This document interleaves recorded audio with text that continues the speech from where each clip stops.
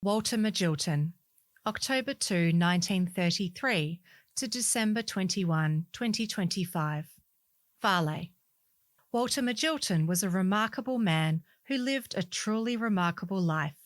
Not enough can be said of his amazing repertoire of skills and knowledge, which he developed through a naturally inquiring mind and a love of nature and people. But his overarching achievement would have to be his lifelong sustained commitment to art production and teaching.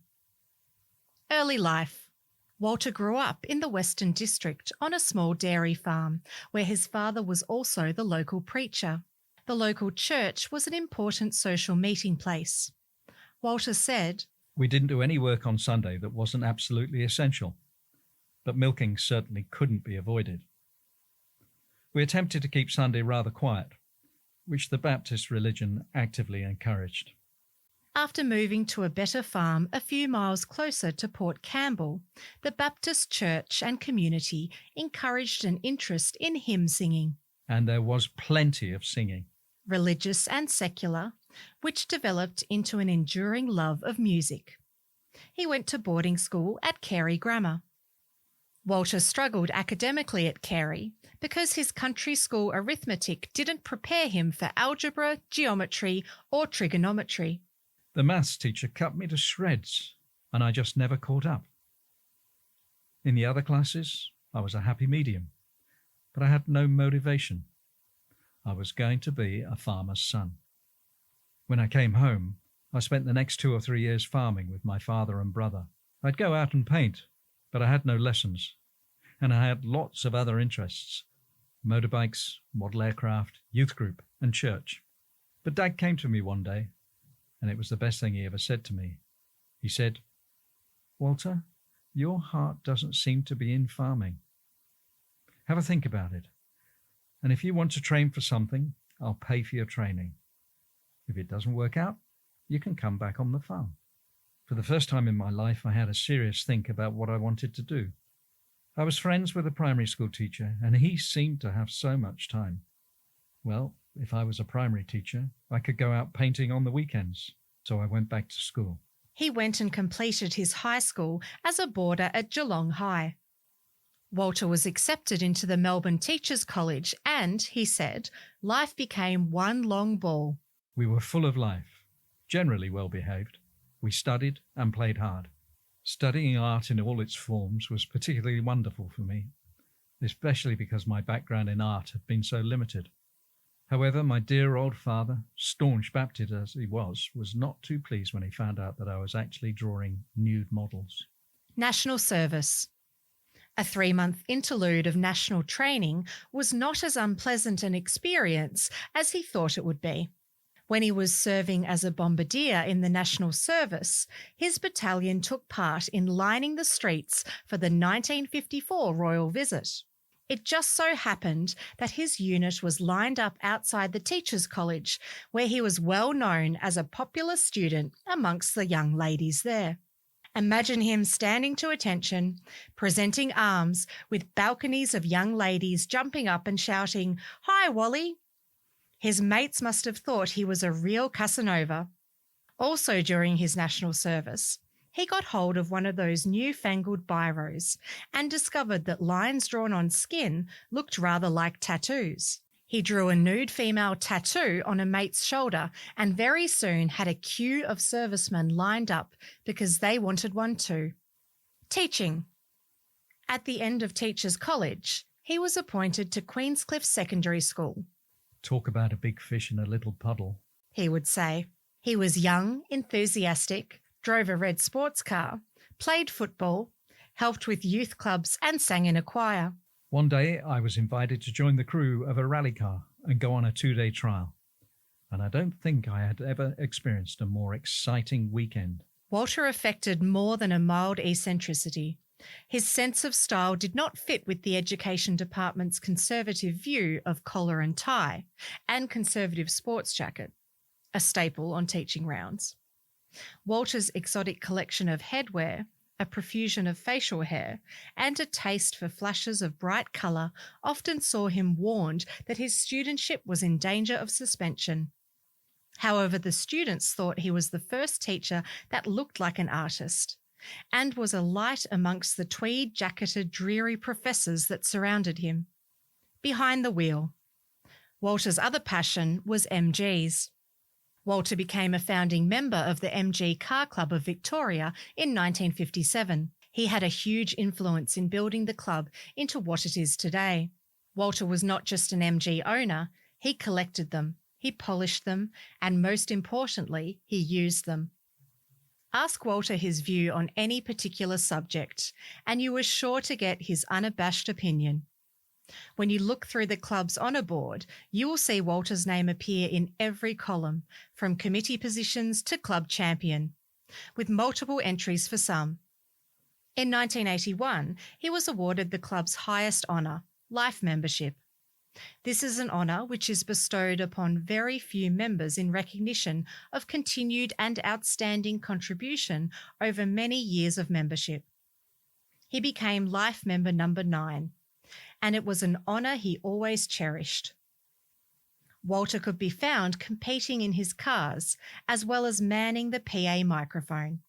For many years, he was the voice of the club, sharing his insights into MG history at the club concourse, informing members old and new about the history of a particular car or model, and telling us what the judges are looking for when judging our cars. The VSCC Rob Roy annual event, as well as the club's many hill climb meetings, also saw Walter in his broadcasting element. He knew everyone as well as their car's details. He was one very smooth operator. His boundless knowledge and quirky comments will be sorely missed at the club meetings. Family life. One day in sculpture class, Walter said he noticed a very nice young lady, Alison, and he was welcomed with open arms into her family. But her mother, a compulsive social climber, was soon introducing me as a grazier's son, rather than the son of a cowcocky. Their eventual marriage took several years to eventuate. Courting, engagement, and they were busy with their studies and saving, of course. He said in those days life was full. Friends, church studies, teaching, and active interests in sailing, sports cars, football umpiring, and a house being built in East Burwood. We were blessed with 2 splendid children, but sadly lost a third at birth. Life in East Burwood was comfortable and predictable. Their children, Matthew and Janie, were growing, and Walter was climbing the ladder of success in the education department, teaching at local high schools, Ringwood, Box Hill and Wattle Park. Walter said that, as well as being a busy mum, Alison was fast becoming a creative artist, developing textiles and natural materials as her chosen medium. After returning from a European trip, they looked around for an interesting place to build again and eventually moved into Warrandyte in 1973. Walter served for many years in the North Warrandyte CFA, joining very soon after he moved to North Warrandyte. When the Ash Wednesday bushfires took off in February 1983, he answered the siren and the fire trucks took off towards the Dandenongs. His family sat in the smoky, blacked-out house, listening to terrible reports of losses on the battery-powered radio. They were much relieved when Walter staggered through the door at 4 a.m, almost unrecognisable from the ash and smoke. Walter resigned from the Education Department in 1980 after 27 years to pursue creating and teaching art at home, a pursuit he continued until recent ill health. Sadly, Alison contracted cancer and died after a short illness in 1985, leaving a huge hole in his life, as well as those of their 2 children. Warrandyte Uniting Church came to the rescue with constant meals, support and assistance.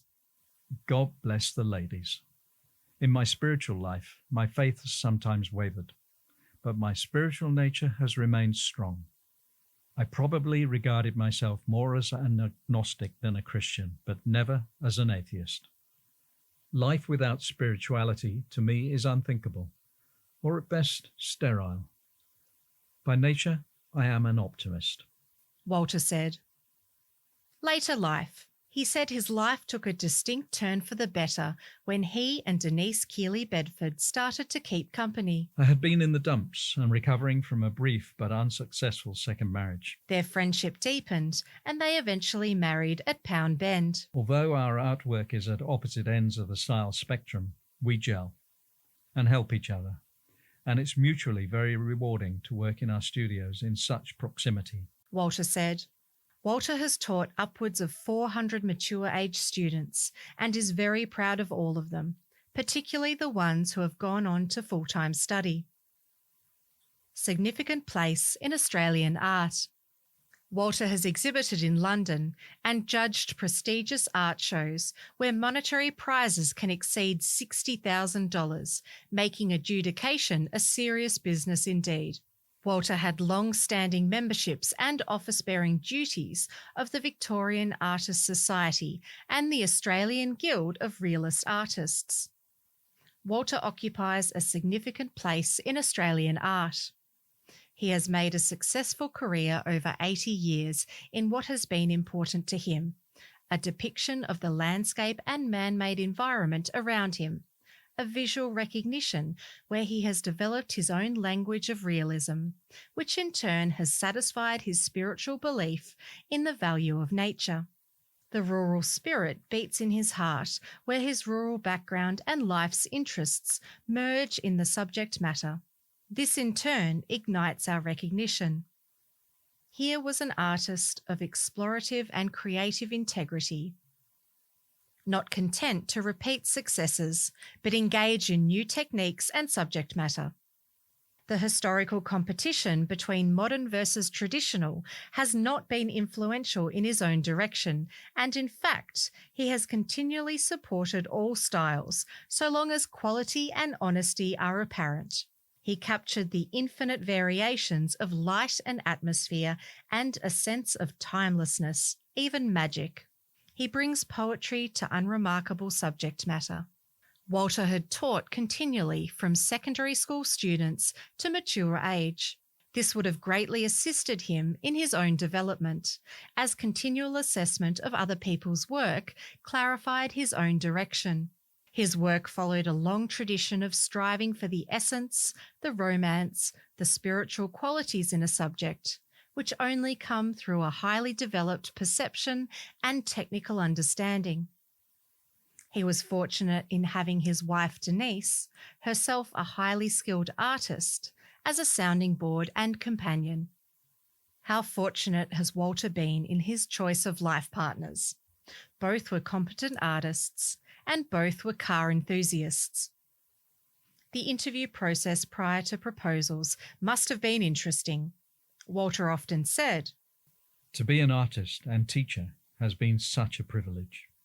To have known this remarkable man has, in fact, been our privilege." Produced in collaboration with Denise Keeley Bedford, Matthew Magilton, Janie Hodgson, nee Magilton, Paul Vermont, Ed Taylor, and Chris White. This story was read by Rebecca Rose and Adrian Rice.